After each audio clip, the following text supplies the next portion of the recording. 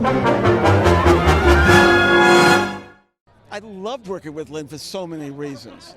You know the backstory. I knew about Lin when he was a little boy, and I go, this boy, Lin-Manuel Miranda, and I go, oh, that little boy who just loved Little Mermaid so much and loved the arts so much and was so curious about everything. And then one day there was this grown-up called Lin-Manuel Miranda with these shows in the Heights and Hamilton.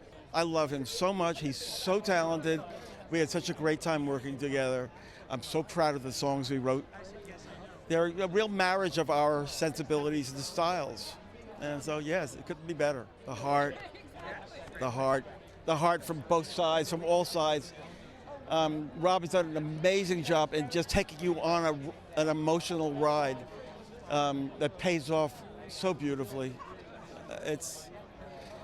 I can say I'm proud of this, and I am. I'm proud of what I've done, but so many people made this happen. So many wonderfully talented people.